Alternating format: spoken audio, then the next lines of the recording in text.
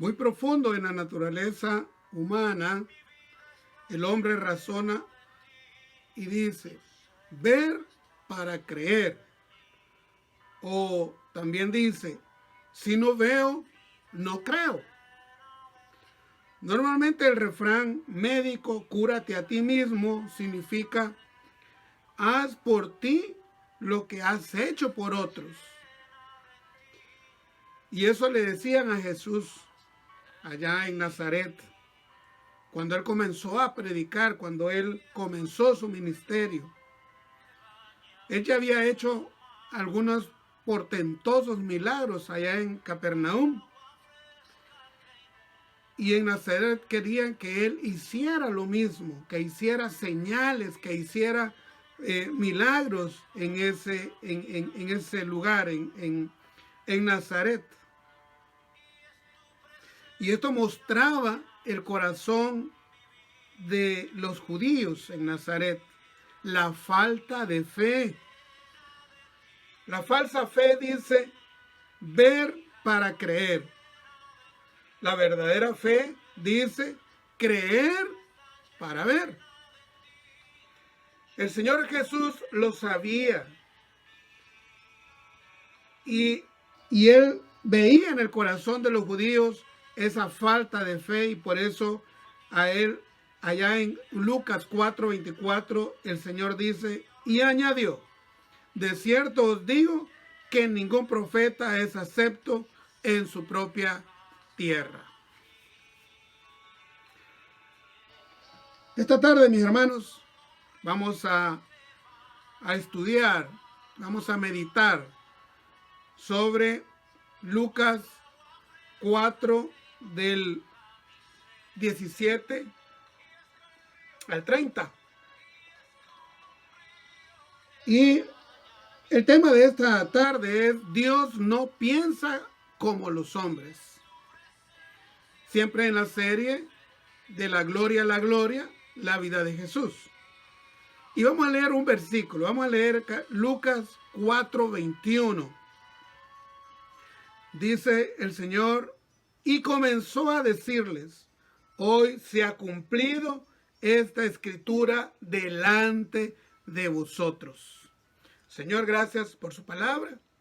Bendíganos, Padre, y que podamos aprender, Señor, podamos discernir su palabra esta tarde.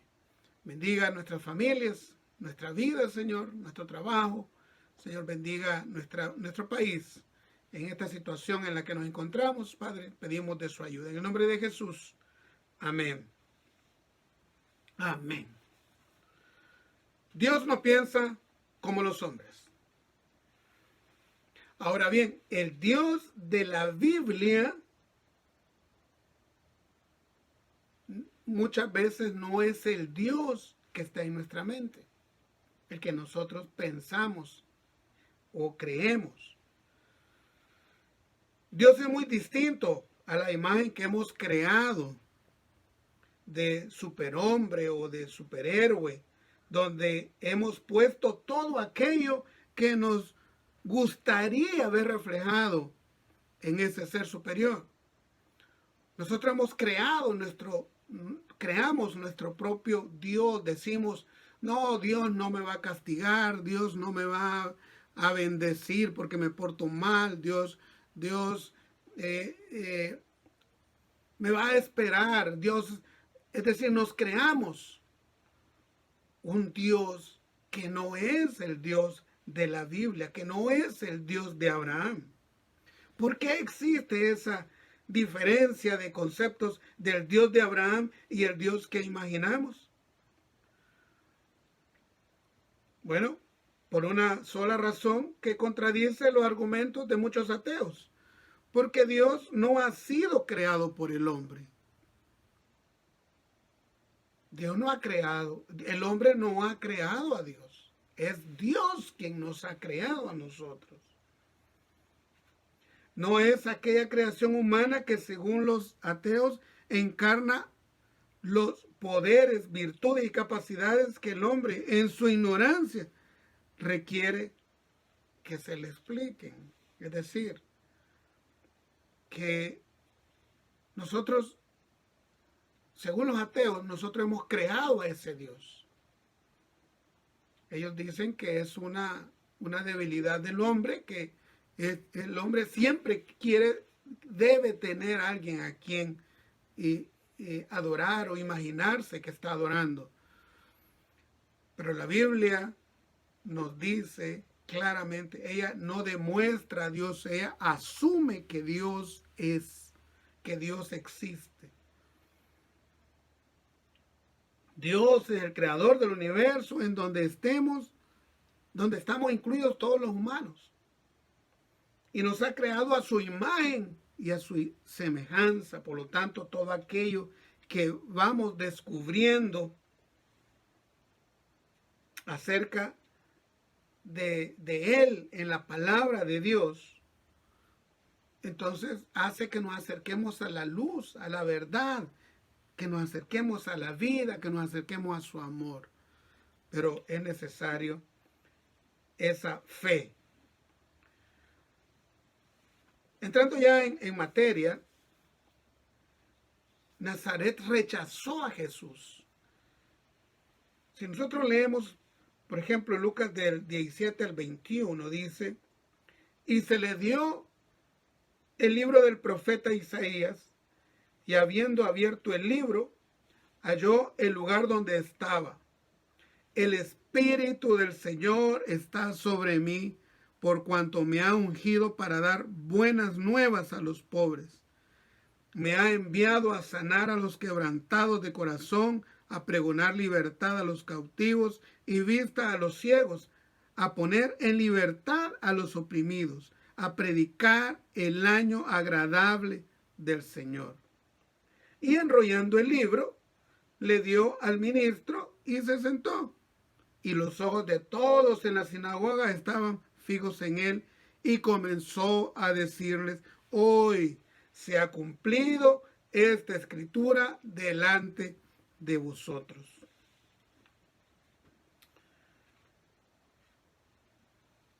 Dice la palabra en los siguientes versículos, dice que los que estaban ahí en la sinagoga, pues al principio lo admiraban, cómo él estaba enseñando. Lo admiraban. Pero salidos de la sinagoga comenzaron a decirle que hiciera los milagros que había hecho en Capernaum. Y ahí es donde entra ese conflicto. ¿Qué es lo que Dios quiere? ¿Qué tiene Dios en su mente? ¿Y qué es lo que los hombres tenemos en nuestra mente?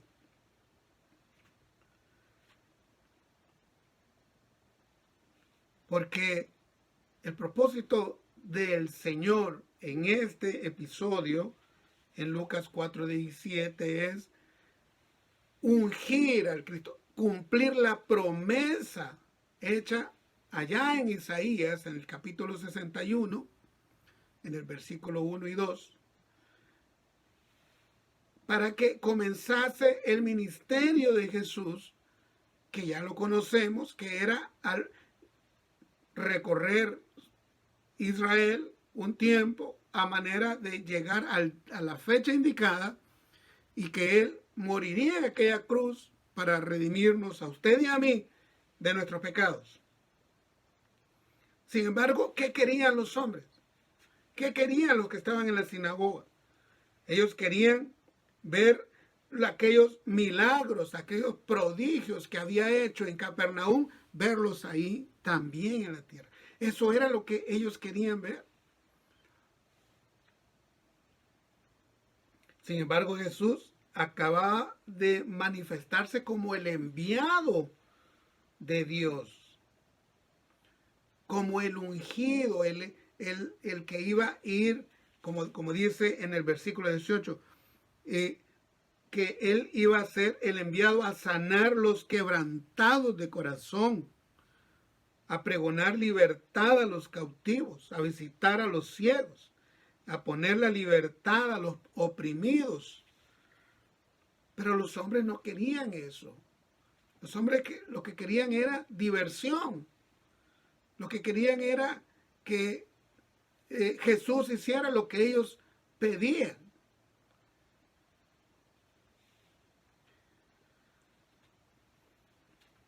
El texto de Isaías se está cumpliendo en las narices de ellos y a ellos no les interesa. A ellos no les interesa saber que se estaba iniciando el ministerio de Jesús y que él iba a predicar el año agradable del Señor. Ese periodo de tiempo agradable al Señor, es decir, ese periodo de 3 años donde Jesús iba a someterse a la voluntad de Dios voluntariamente para cumplir ese plan, para llevar a feliz término esa misión del plan de redención que ellos habían construido allá en la eternidad. Pero al judío no les interesaba eso. Ellos no creían en que él era el Mesías. Y por eso viene Jesús y los confronta. No se deja mangonear, no se deja llevar por la voluntad de los hombres, porque Él es Dios, porque Él es soberano. Por su parte, Jesús se pone crítico y explica que Dios no escogió al pueblo de Israel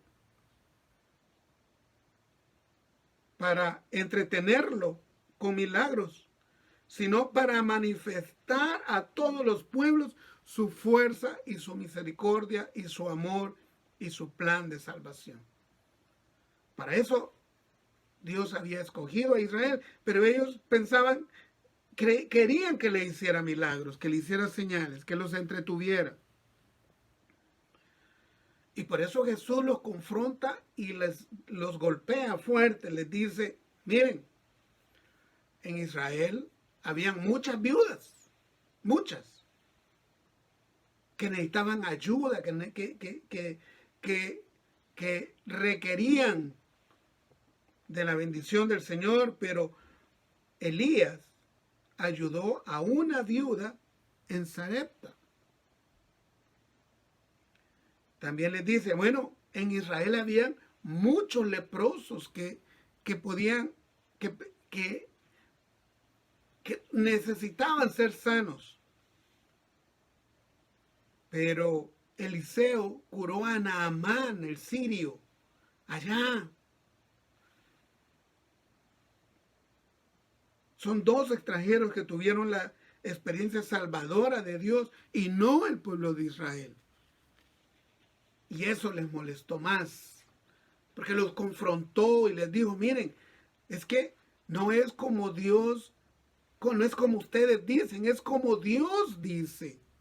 Es de la manera que Dios lo ha planificado, lo ha diseñado.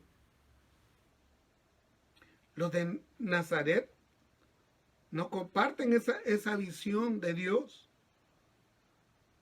Para ellos Jesús es simplemente el hijo de José, así le dijeron. Bueno, y este que no es el hijo de José, que no es el hijo de María, dice allá en Marcos y en Mateo. A ellos no les interesó el anuncio de que la palabra del Señor se había cumplido en ese momento. Dice, por cuanto me ha ungido para dar buenas nuevas a los pobres, me ha enviado a sanar. Es decir, ahí les está diciendo Jesús lo que ya se había prometido desde Isaías. A ellos no les interesó. Por eso el Señor los confrontó. Por eso el Señor los golpeó. Les golpeó su orgullo. Porque el Señor les explicaba que el Señor había preferido ayudar a una viuda de Sarepta y a Naamán, uno del ejército sirio, un general que tenía lepra. Por eso ellos se molestaron. y comenzaron a cabildear en ellos cómo podían matar al Señor. Y dice ahí entre el versículo 21 y el 30 del capítulo 4 de Lucas, que querían llevarlo a un monte para despeñarlo, para matarlo, pero él se les escabulló. No era el tiempo, no era la forma en que iban a matar a Jesús. Era de la manera que Dios decía, era en la cruz, tiempo posterior, que los iban, que Dios iba a permitir que los judíos lo condenaran y lo mataran. No es, los pensamientos de Dios no son como los de nosotros. Y eso sucede ahora en nuestros días, el mismo problema en nuestros días. Lucas no nos cuenta estas cosas para criticar a los judíos, sino porque observa el mismo problema en el hombre, en nuestra humanidad. El mismo problema. Nosotros se nos habla de Cristo, escuchamos predicaciones, vemos en la televisión prédicas. Hay muchas iglesias en nuestras comunidades. Salen muchas personas a predicar el evangelio y la gente no le interesa a Jesús. No está interesado en la vida después de la muerte. Pero va a ser tarde cuando ellos quieran considerar ese tema. Estamos tan ocupados mirándonos confortablemente que tenemos supuestamente todas las cosas controladas. Estamos en una conformidad o en un confort. Todas nuestras ideas se encajan. Manejamos nuestra vida. Pero no vemos que vamos de picada, vamos cayendo cuando no estamos en Cristo. Porque vamos cometiendo error tras error cuando no consultamos al Señor. Ahora bien, ¿quién puede consultar al Señor?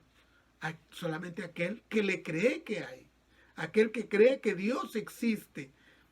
Solamente hay ese que dobla rodillas y se presenta ante el Señor, ante ese lugar santísimo. Ellos pueden consultar al Señor. Nosotros podemos todas las mañanas de rodillas consultar en su presencia qué vamos a hacer durante el día.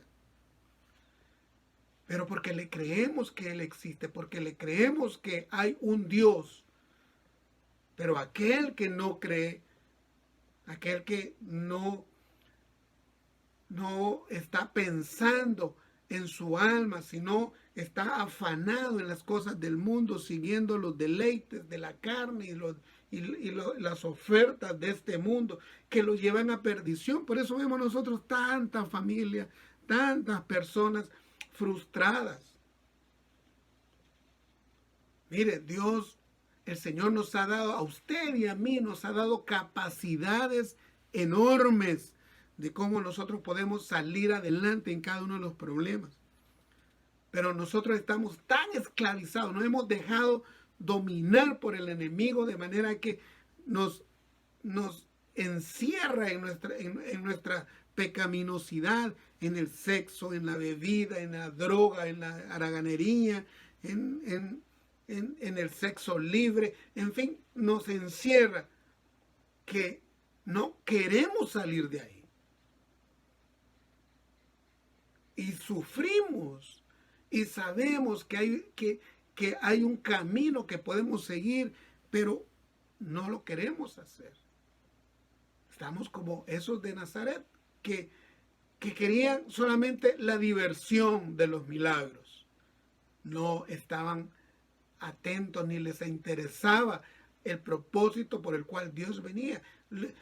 Los pensamientos de Dios no son como los pensamientos de los hombres.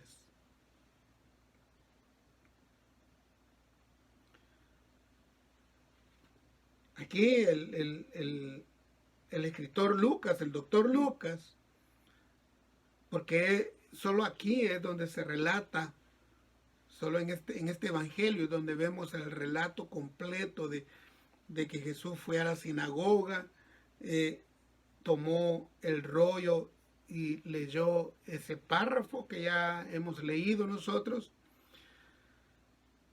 Luego les dice a los israelitas, este día se ha cumplido esa profecía delante de ustedes.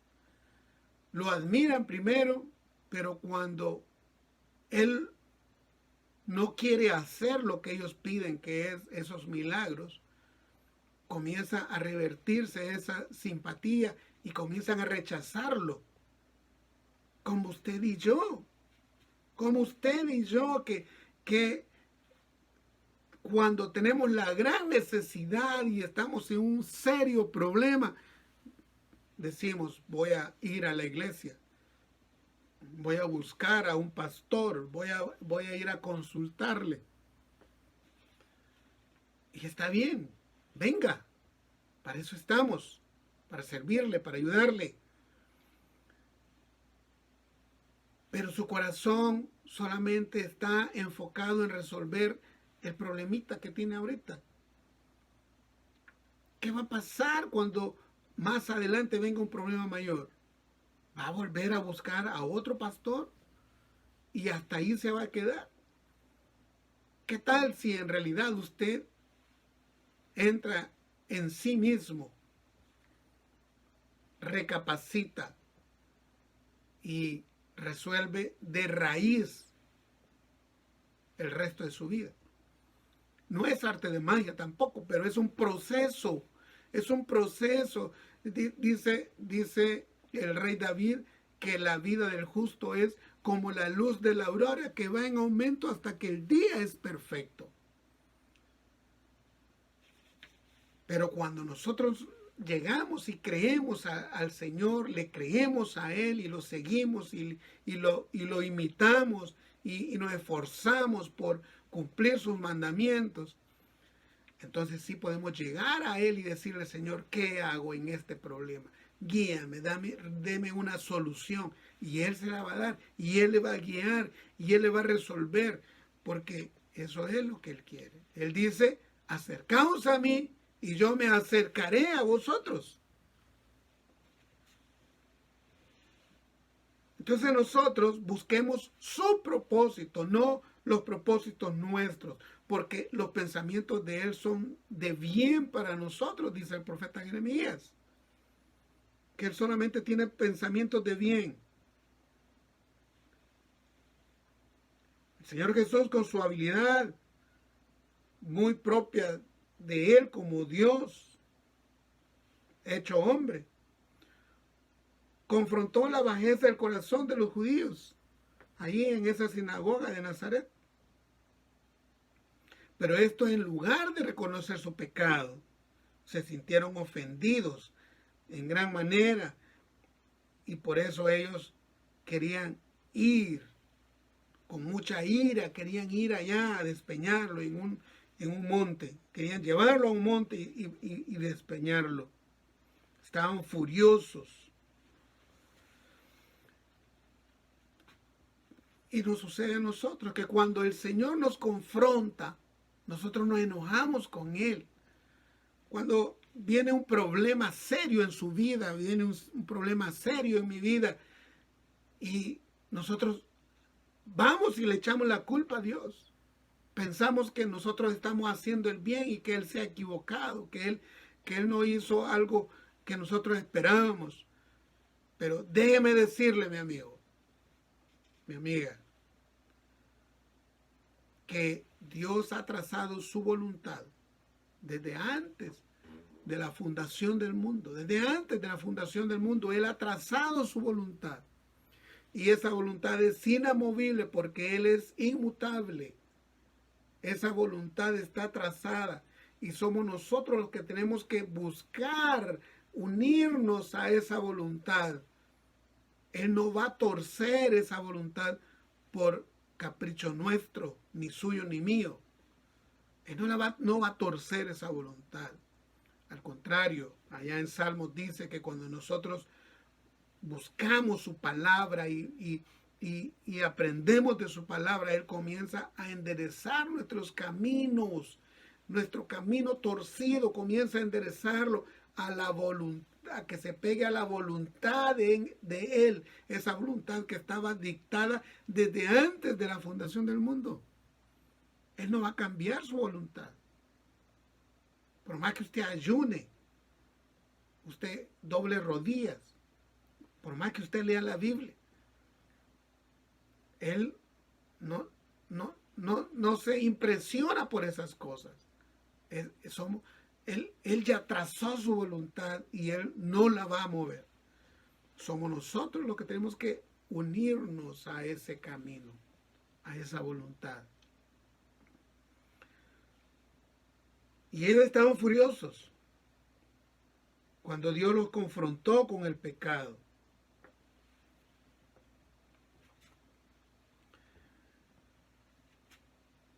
Ellos hicieron tres cosas. Primero, se levantaron. O sea, se unieron en un solo propósito en contra del Señor, en contra de Jesús. Querían acabar con la vida de Jesús. Porque se sintieron confrontados, se sintieron humillados.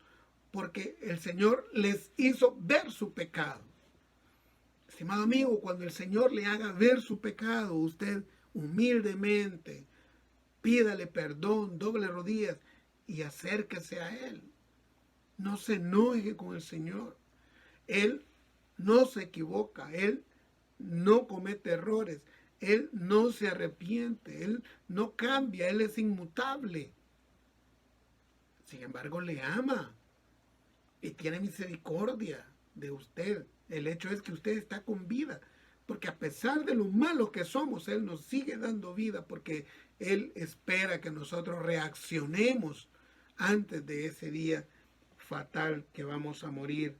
Y si usted no está con Cristo, si usted no ha recibido, no ha nacido de nuevo, entonces usted es candidato, su destino es el lago de fuego, el infierno ardiente. Segundo que hicieron ellos, se echaron al Señor fuera de la ciudad. ¿Cómo se habrá sentido Jesús rechazado, sacado de su propia ciudad de Nazaret? ¿Cómo se siente el Señor cuando usted lo saca de su vida?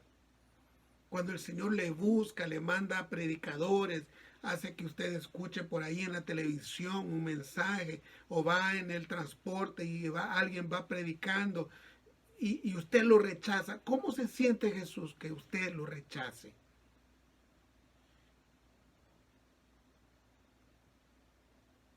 Tercero que hicieron los judíos allí cuando fueron confrontados y se sintieron señalados.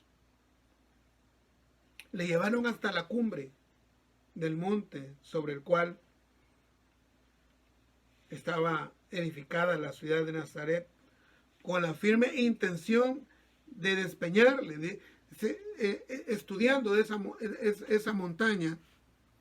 Se trata de un lugar que tiene a un lado un despeñadero, es decir, caída libre. Ahí lo querían lanzar.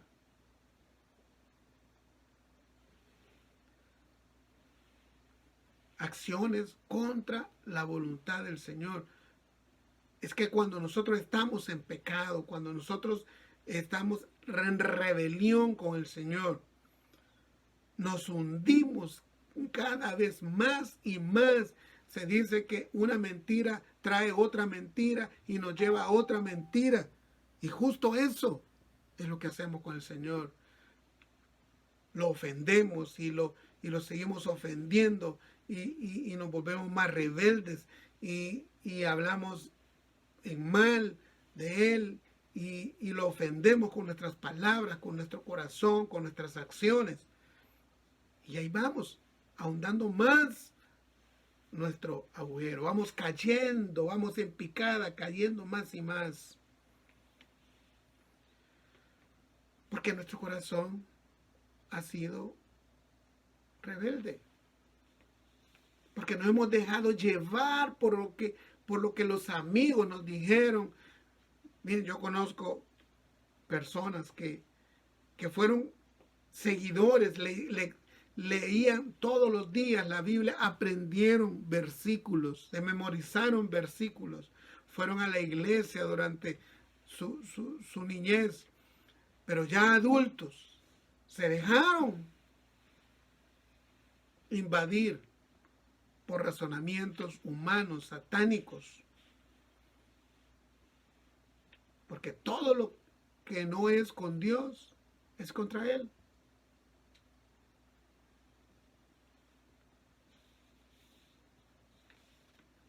Pero por sobre la maldad del hombre está la providencia de Dios. La providencia de Dios los libró a esos hombres de Nazaret de que mataran a Jesús, que lo lanzaran ahí. Él se escabulló. Él se fue delante de ellos, salió y se fue. Esa es la providencia de Dios. Dios nos tiene misericordia, mi hermano.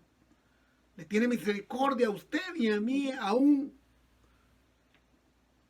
Sigue vigente esa misericordia.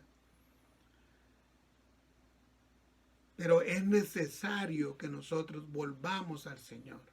Que dejemos de hundirnos. Mire, cada día que pasa nos vamos hundiendo más y más y más. Claro, el Señor en el momento que yo le pida, Él ahí me tiende la mano a esa altura, pero imagínense todo lo que hay que volver a subir. ¿Qué quiere decir? Todo lo que hay que comenzar a corregir. Porque nos dejamos caer, nos dejamos llevar por lo que el mundo dice y cada vez vamos cayendo más y más abajo. Nadie se atrevió a tomar a Jesús y lanzarlo, porque no estaba en el plan de Dios. No era lo que Dios tenía en mente. Los hombres eso querían hacer, pero Dios no lo tenía en mente. Entonces Él cumplió, Él hizo conforme a lo que Él tenía en mente, lo que Él estaba ya en su voluntad, en su plan. Porque el Señor siempre va a hacer y va a terminar lo que inicia y va a hacer lo que Él se ha propuesto. No sabemos si alguna vez se arrepintieron estos judíos de Nazaret o reconocieron al Señor Jesús como su Salvador, no sabemos. Pero usted, mi hermano, mi amigo, usted, iglesia que aún no ha nacido de nuevo, usted, iglesia que se congrega, va con su Biblia, pero no hay cambio en su vida, sigue maltratando allá en su casa a su núcleo familiar, sigue allá en su trabajo haciendo maldades, allá con los amigotes en la calle hablando obscenidades, no ha cambiado. No es andar la Biblia bajo el brazo, no es hacer una oración y ya se acabó, no, mi estimado amigo, no, no es así. Es que usted hace su oración y comienza el proceso de crecimiento, comienza, es el inicio, esa es la entrada al camino de Jesús, ese es el camino angosto, es el inicio de ese proceso que termina hasta que el día es perfecto, hasta que estamos en la presencia del Señor.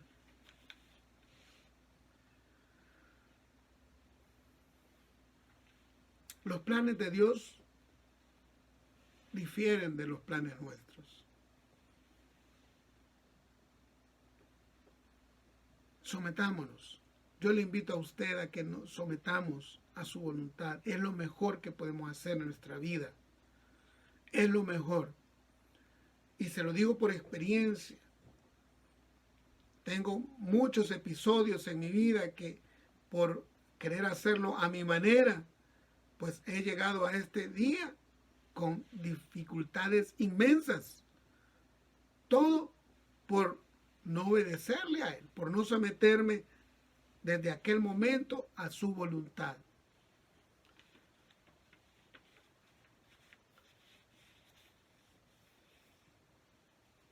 Tenemos que creer para ver. Esa es la fe correcta. Primero creer y después ver. Primero creerle al Señor que Él va a actuar y va a proveernos, y luego vamos a ver la providencia del Señor. Salgámonos del esquema humano que primero quiere ver y después creer. Hagámoslo a la manera correcta. Primero creer y después ver. Así es que yo los invito a que esta tarde le creamos a Jesús y nos rindamos a su vida. Padre, gracias por su palabra, Señor, que hemos aprendido esta tarde. Muy bien, hoy es un sábado de adoración y clamor. Vamos a buscar de su presencia y vamos a orarle en estos minutos que nos quedan.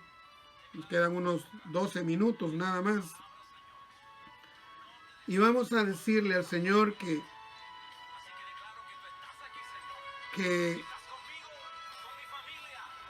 le agradecemos por lo bueno que Él ha sido con nosotros. Que le agradecemos que nos ha tenido misericordia hasta este día. Que a pesar de cómo es nuestro comportamiento, nuestra vida, nuestro maltrato con los demás, nuestras palabras groseras que dañamos a quien está a nuestro lado, a nuestro cónyuge, a nuestros amigos, a nuestros hijos, a los familiares, somos groseros, a pesar de todo eso, el Señor nos ha tenido misericordia. Gracias, Señor, porque usted,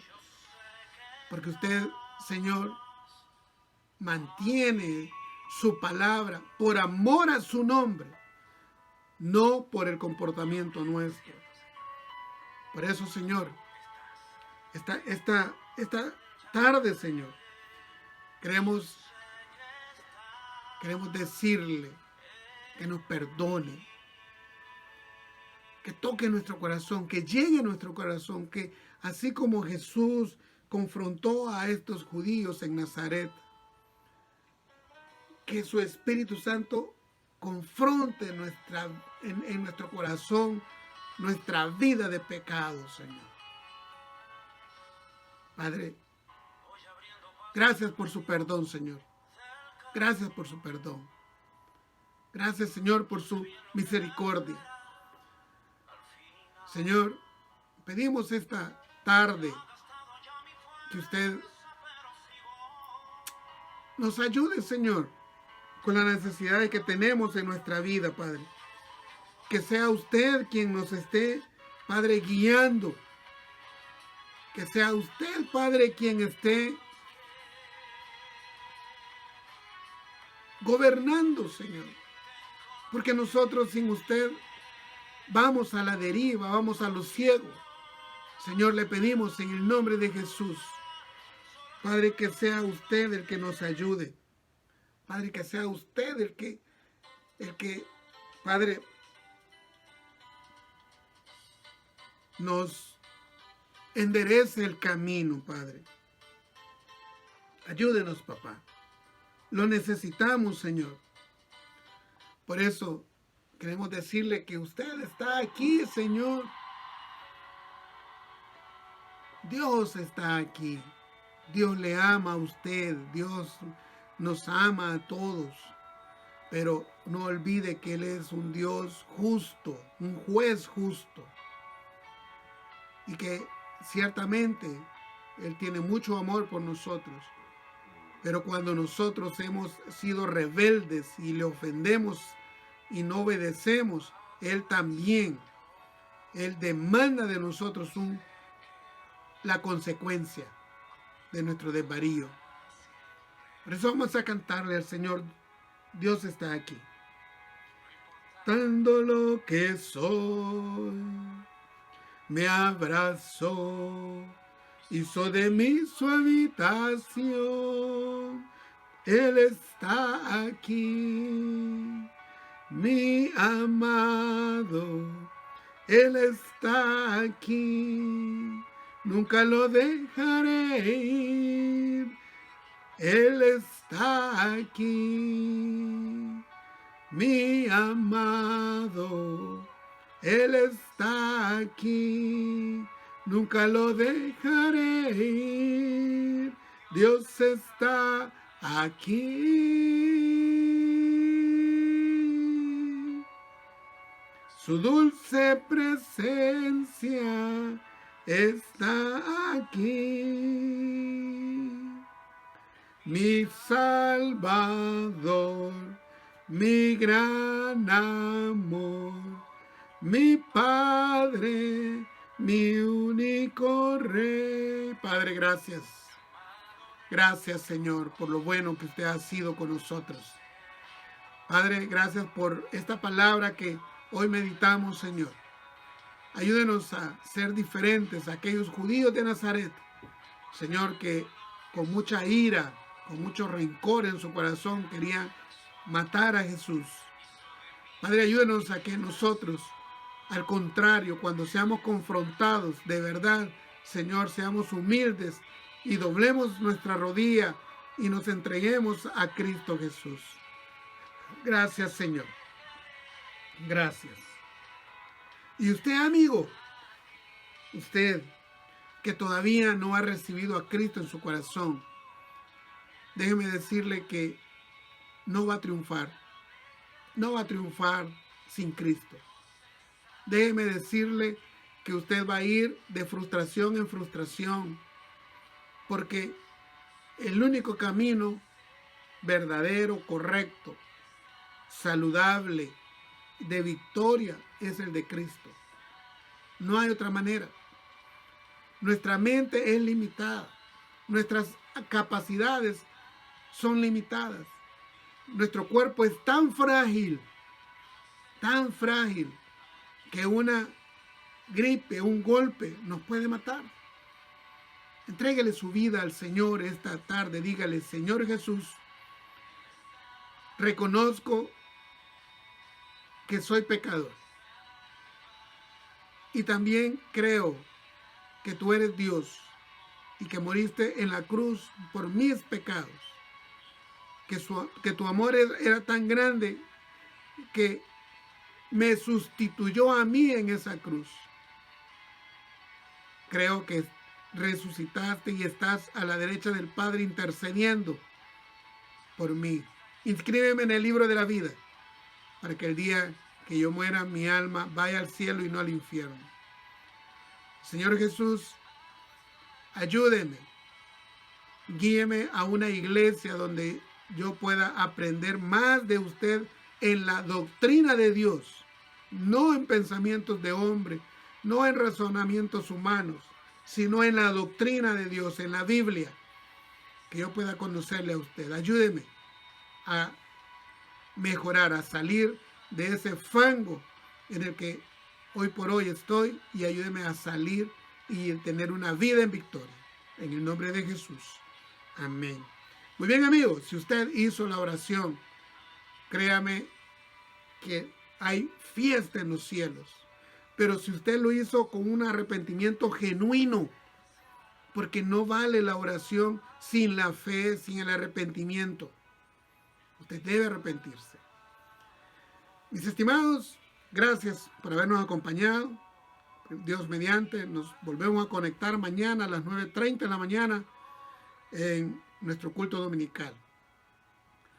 Solo decirles que hoy estamos subiendo estas predicaciones, estos videos a YouTube, porque ahí ya quedan guardados en nuestro canal. De manera que en la página de Facebook de Taber Arcatao, ahí lo compartimos, pero están guardados en YouTube. Búsquenos ahí en la página web de tabernáculoarcatao.ml y ahí está nuestro canal. Ahí puede escuchar también estas predicaciones. Hasta luego. El Señor les bendiga.